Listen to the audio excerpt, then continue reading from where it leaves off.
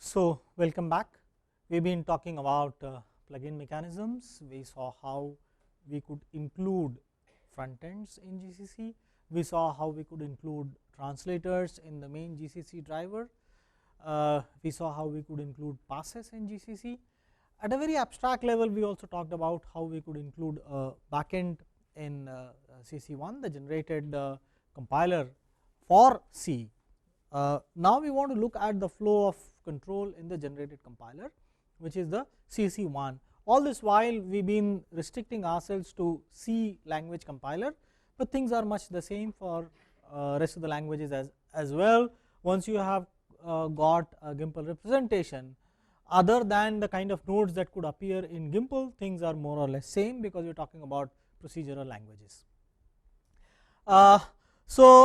If you use conventional editors such as VI or Emacs, use cscope. We saw yesterday how to use cscope, use C tags, or use an IDE such as Eclipse program in order to navigate over the huge code base that we have to deal with when we look at GCC.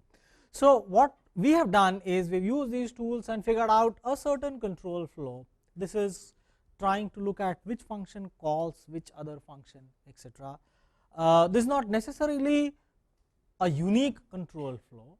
This is the expected control flow, and there are other threads of control that could happen. When I say threads, I do not mean running in parallel, I mean in the same process. So let us look at the control flow of the GCC driver program. We have this main function which is in file gcc.c.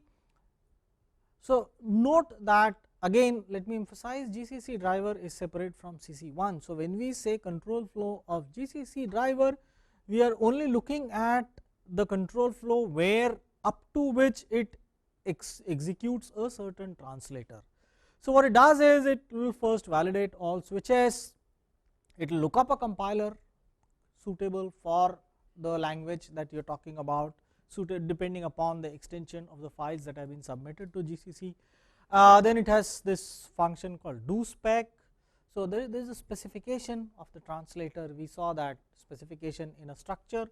So, there is a function that will pick up that specification and will execute. Then there is a dospec1 which will call dospec2, 1, whatever, and then there is something called execute. So, this px in it is essentially it initializes a process for execution, then there is a px run and px run in environment, and then this function through pointer it essentially execs. We know what we mean by fork and exec. Okay, we exec a child process on the parent process. So, this is how different translators are invoked. Of course, this is a maybe 7-line, 8-line summary of a huge code that you have in gcc.c and associated files. You could go through the details of the code, you could use cscope, ctag, whatever to actually trace your execution from main. You could also look up the struct compilers, the instances of struct compilers, and see how different front end, how different language compilers, how different translators have been specified. All compilers are invoked by this driver, assembler is also invoked by this driver, and linker is invoked in the end by default. So, there is no special specification for the linker. You can stop linking when you say -c option. You can now you can see what is the effect of -s, what is the effect of -c, etc. So, when you say -c, linker is not invoked. When you say -s, assembler is not invoked, only CC1 is invoked and the whole process stops at assembly. CC1 top level control flow, we have a main function which calls this function toplev main, which is in file toplev.c. It decodes options, it calls something called do compile, then it says compile file as a single translation unit. Okay. Then it says when it calls compile file, then it calls lang hooks. So, this lang hooks dot parse file, this is the field, this is the member of that structure which we specify using hash define capital lang parse file, etc., lang hook parse file.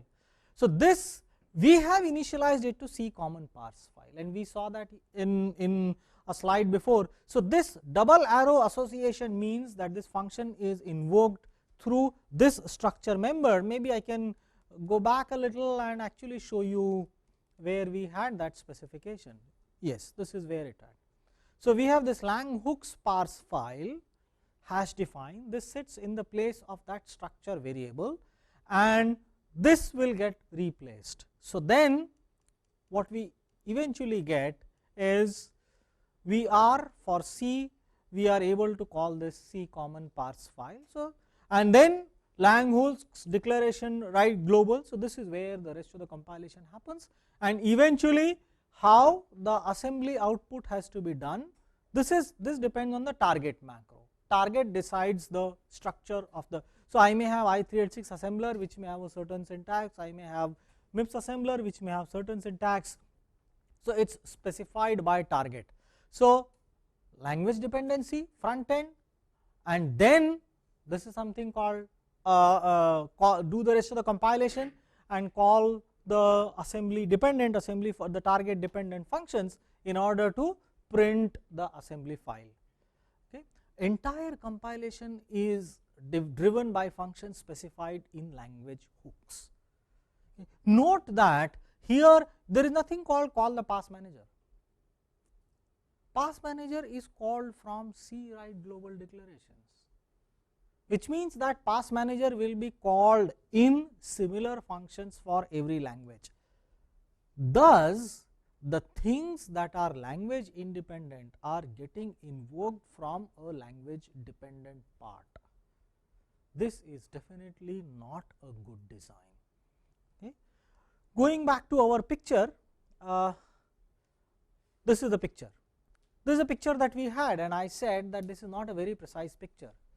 This picture shows that there is a front end and it calls Langhooks, and then it calls pass manager. The real picture actually is this. This I do not consider as a good design decision. Ideally, it should have been this. Can you all see the difference between these two pictures? Do I need to emphasize on what I mean? Should Langhooks be actually plugins? It should be. And they should be in the same chain. Even the language front end, the top level guy is translating C into Gimples, then Gimples becomes something, something becomes further something else. So take a concrete case. First I translate C++ to C, then I translate it further to in a lower level. Possible chain. No. So even C++ and C can be chained in some way. No, I agree with you. But the point is, it's a plugin, but it's a static plugin. It's been fixed. So I have already fixed that I am going to talk about language 1, right. So this is the language dependent part, this is the language independent part. This whole thing is common to all languages, right. So ideally, I should have a structure which first calls the language dependent part and then calls the language independent part and then calls the machine dependent part. The three parts: the source language, the target language, and things that are independent of both these. Okay. Now, yeah. So these language hooks are also similar to plugins, right? Yes. And you said they are static. Can we have dynamic language hooks? No, because they are specified static. It's not a pass. Dynamic plugins are only for these passes. See, this is not a linked list. One of them is chosen, right? This is all of them are chosen in a linked list. Even that sounds dubious. What? Like, why couldn't I write a low level optimizer which actually generates C code and I loop back to very top level and say translate this C code for me? The whole plugins, including the language processing, is a pass, is a plugin. So at the lower level, I provide translation schemes in C, No, not in lower level. That is not the translation scheme of GCC. For example, C++ is not translated into C. Old approach. That is old approach. So that could have fit well in such a design. But that is a completely different design. but I am saying assuming that you have fixed a language which is being translated to GIMP. Is this the good design or is this the good design? I mean, when I write a front end, why should I be bothered about what are the passes? I should just write a parser that creates an AST and my job is done. That is my argument. So, it is a module. So, effectively we are saying that this and this are not independent. That is my argument. Okay. Yeah. So, how is the parsing done? So, we have this from Langhooks parse file we call C common parse file, which calls the function C parse file, then it calls C parser translation unit, then it says process external declarations, then process declarations of function definition. These are the outermost things. Then within the function definition you have C parser, process compound statement, then finish function, then create a generic representation, and then C graph finalize function, which is what will finalize abstract syntax tree of a function. Yeah, that is the next slide. It is now a recursive descent parser. Until 4.1.0 it was in Bison, but now it has been rewritten as a recursive descent parser. Whether that is good or bad, we do not know. The reason that they gave was that the error reporting had become very difficult to understand in the older parser. In general, error reporting is easier to incorporate in a recursive descent parser, not in a top down, not in a bottom up parser. So, therefore, they said that it is easier to do this. Okay, so, this is expected versus actual schematic. So, we should modify this picture and realize that look, this is what it actually is. Okay. Frankly speaking, ideally I would have liked this pass to be also all machine dependent. I would like to see 3 threads coming out of a single thread. I have the main flow, something that is language dependent, something that is language independent, something that is target dependent. Okay, but that is not how it is. Okay. Now, let us talk about, so this is the parsing has been done, and let us talk about these passes.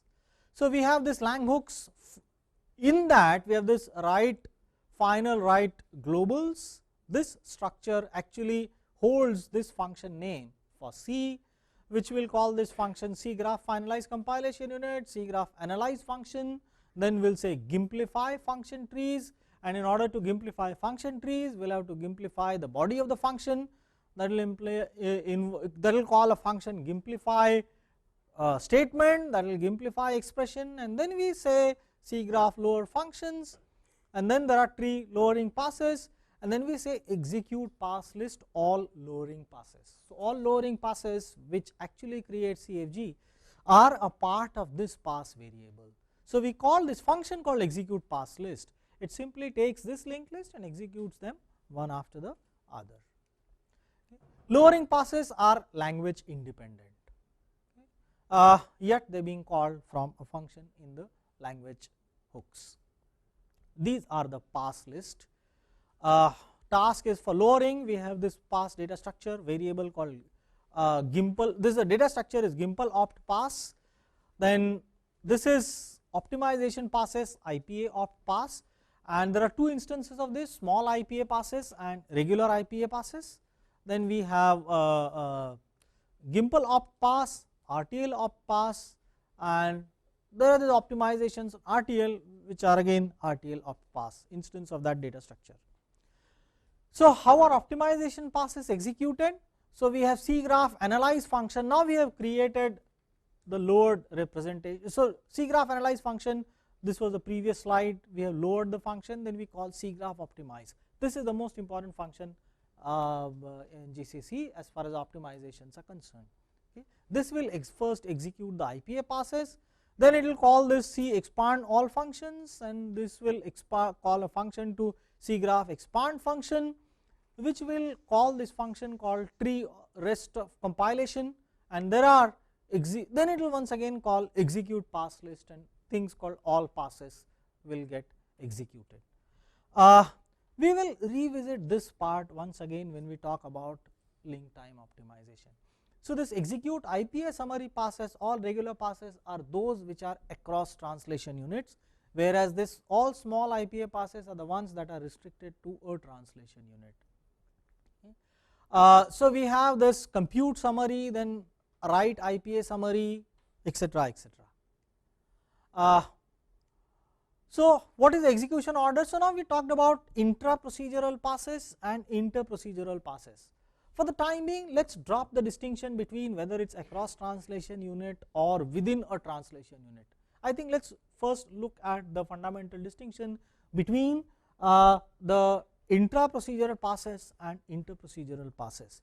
So, you have these functions in the input program, and these are the passes that need to be executed over all these functions. And the way inter procedural passes and intra procedural passes work, that would differ. How would intra procedural passes work? Intra procedural passes would proceed in this direction.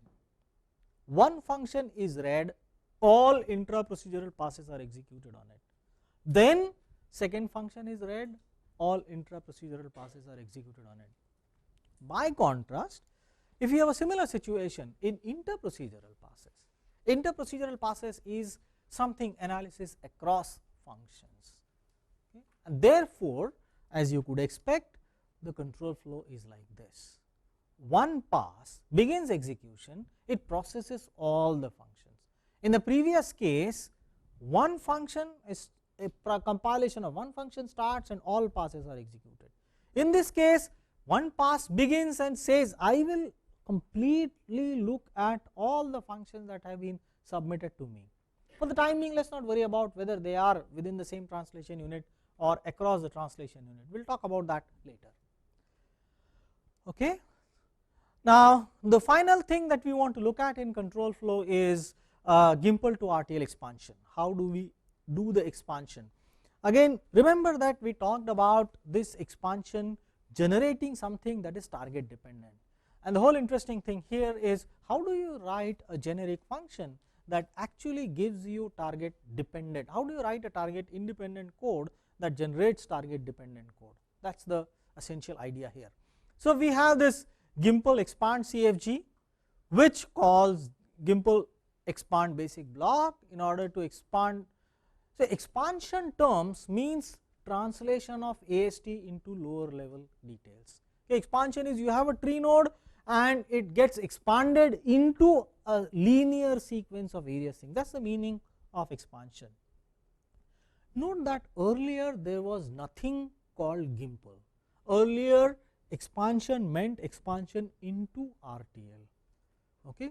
Here this name expand, pass expand continues to mean the same thing, but it is not expanding an AST into RTL, but it is expanding a Gimple statement into RTL.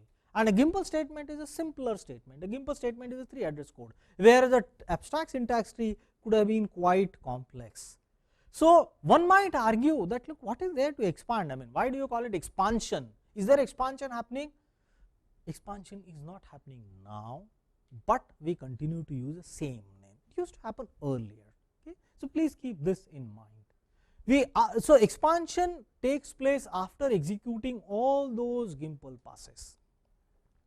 So, we have this expand CFG, and then we call expand Gimple statement, which calls expand EXPR, expand an expression. So, you can see that this complex structure was required because you may want to keep descending down the tree. You may have a complex abstract syntax tree. Now, the tree that you have is actually very simple. It is just one depth, right, because you can't have multiple operators. So, you have this expand EXPR, and then, so expand EXPR, so how do you expand a certain expression? So, you have an expression with a certain operator and certain operands. So, first get the operands, convert them into RTL. Now, you got the operands, and now you create the instruction by combining the operands with the operator. So, you get this optab for tree code. You figure out what is the operation that is being specified here, and you get op tab entry. What is op tab entry? Op tab entry is the entry in the operations table. So, there is an operations table we see in this picture here. So, this is op tab table. This has pointers. So, this has entries for all possible operations. So, I have add operation, there is an entry for it. I have multiplication, there is an entry for it. I have an assignment, there is an entry for it, and each of them will correspond to one target specified instruction. So, what I essentially do here is essentially get hold of the op tab table entry, and I then call the corresponding function. So, I get op tab entry, and then we expand the binary operation. Okay, then we get the, so this we once we got this op tab table entry, we get hold of the actual code. So, I may want to generate RTL for add in a specific manner in my machine descriptions. I may not want to do it the way it is being done for i386. GCC allows me to specify the RTL template structure.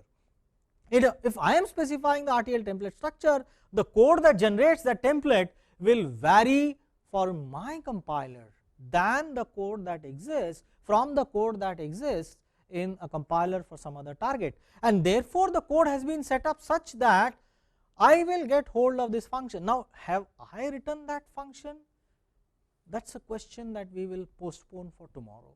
We will see exactly how do we get this code, but for the time being, let us live at this level of abstraction. I have basically paired an operation with a certain RTL template. We saw the retargetability mechanism at an abstract level yesterday. We said that there is a Gimple operation, and corresponding to each Gimple operation there is an operation name that has been fixed, and for that name we specify RTL template. This mapping is done using this.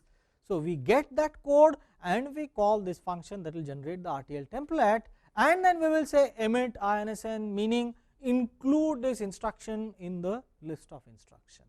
Okay. We will have more details about this tomorrow.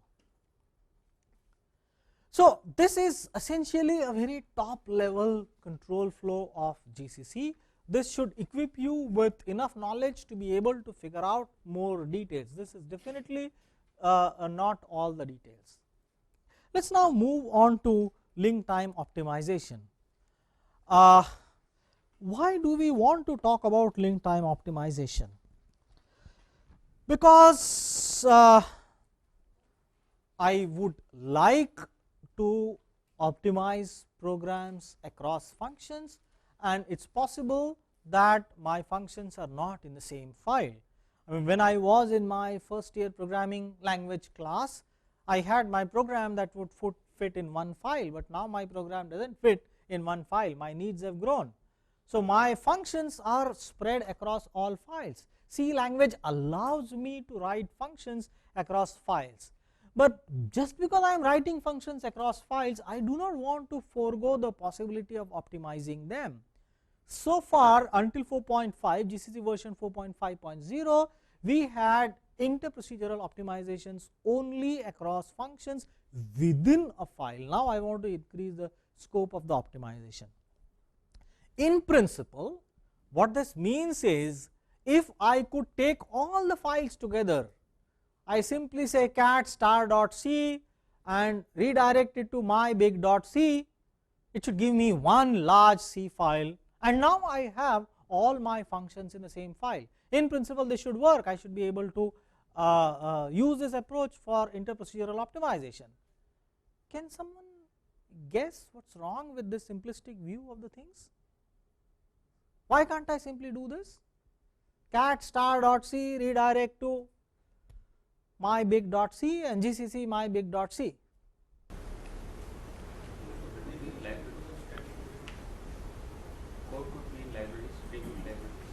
Libraries will anyway remain out of. Static variables is one problem. What else? Function calling. Header files have various things, right? Various declarations coming in. You will have problems, things will get repeated. So, GCC tried this approach. They gave this option called minus minus combine where the attempt was to take 3 different C source files and combine them, but it really did not work. In fact, when we implemented our first interprocedural analysis way back in 2007, 2008, we had to actually physically combine the files. We were experimenting with a new call strings method, and we had to physically combine the files, remove the hash includes, which get repeated. Now, we do not want the same files to be included again and again, and there were problems. So, that had to be done that way, because we did not have link time optimization. So, this simplistic view is not going to work, because files have been written and there could be duplicates. Yeah. Just one comment about this. I know this is like a complex idea, but it has been actually made to work. There is a framework called a CIM from University of California, Berkeley. They have this compiler generator framework, and they allow this option. They help you merge C files together. Oh, so they do separate parsing to remove duplicates. Yes. What do they do? They take care of static variables, static counters. So I guess that can be done by tagging the common symbols by the file name. Yeah, but just need the problem is in different languages. What do you do? Different parts may be in different languages. What do you do? They only support C language. Yeah. Pardon? They only support C language, not L. No, but that still brings us to the problem Mr. Parham was mentioning. We still have static variables in files. What do we do with static variables? So for static variables, you can tag we them. have to rewrite files basically. Yeah, I mean, either you take that. So all I am saying is that a user combining the files is not going to work. You have to give a mechanism. Yes. So I can't simply say cat star.c to mybig.c, right? I need something that's going to read the files, that's going to make sure that duplicates are taken care of, static variables are renumbered. I mean, if I have a static variable, I just rename the variables by attaching a number or some such thing. So the whole idea is that that's not going to work by default. And then it brings us to the second point that Dhananjay was saying. I may want to optimize across different languages, particularly because all my languages are going to get translated into Gimple, right? So GCC chose this approach of saying that, look, let's not try to combine files at the source level, let's try something else. Okay. So this is the option provided by GCC. So idea is that interprocedural analysis and optimization otherwise is restricted to a file, and all files or their equivalents are available only at link time. I am assuming, of course, static linking. Dynamic linking is obviously out of the scope. So LTO enables interprocedural optimizations across different files. So this LTO framework came in really functionally in GCC 4.6.0. We had to use -FLTO option during compilation and generation, and this generates conventional .o files. So they wanted this facility that -FLTO should not disrupt the whole lot of other things. So I should still be able to create a .o, and my linker should still work with the .o. So what they said was, let's generate .o files with Gimple level information inserted in it. Okay, complete translation is performed in this phase. So when I give -FLTO option, I create a .o file. Apart from the things that would exist in a .o file, I insert additional sections in the .o file, which can be ignored by my linker. If I am using a default linker, it will ignore the sections that it does not know. It basically knows some 4 or 5 sections, and it will read data from that 4 or 5 sections and ignore everything else. So during linking, all object modules are put together and LTO1 is invoked. Now this is a bit of change in linking strategy. My default linker can only combine things and spit out something else. I can't re-execute something. So they built a wrapper around the linker. So there is this CC1, there is this linker, there is a wrapper called collect2 which is used, which will decide whether to invoke something within GCC1 or whether to invoke the linker. So that is what we are going to look at. But the basic idea is to provide a larger call graph to regular IPA passes. So create a very large call graph combining all functions. So my IPA passes can still remain similar. I still do not have to change anything. All I need is a facility of starting execution of the compiler from the C graph optimize function from the place where IPA passes are executed, and therefore, what they did was they created this new executable called LTO. They called it a new translator. So, you see in GCC1, so GCC1 we have seen GCC driver. GCC driver will call CC1, it will call AS, it will call LD. Now, they said we can actually hook up our LTO framework within this. So, after assembly, before linking is called, if we can somehow set up that we can invoke a new executable LTO1, and this LTO1 could have functions that could call the function specified in the main GCC source, then we have essentially worked out the whole thing. This is in a nutshell the principle behind link time optimization. Let us look at that in greater details now. Okay, so, let us begin by understanding how minus FLTO option, what the effect of minus FLTO option. So, I just compile this hello world program. If I dump assembly information without LTO minus FLTO option, this is the kind of file that I get. This is the kind of assembly file that I get, just 2 columns, 1 screen full. But when I give minus FLTO option, what I get is something like this, the same C program. So, lots of sections have been added. So, you can see GNU LTO statistics, GNU LTO declarations, and something GNU LTO symbol table, etc., something LTO options, and eventually you have the function. Eventually you have what you would have otherwise. So, some additional sections are added in .o files, which means that now the .o files could be very large. Earlier .o files could have been easy. I mean, when I say .o, let us treat .o and .s as synonymous. Let us not make too much of distinction between them. So, these are the files, these are the kind of files that are generated with .s or .o.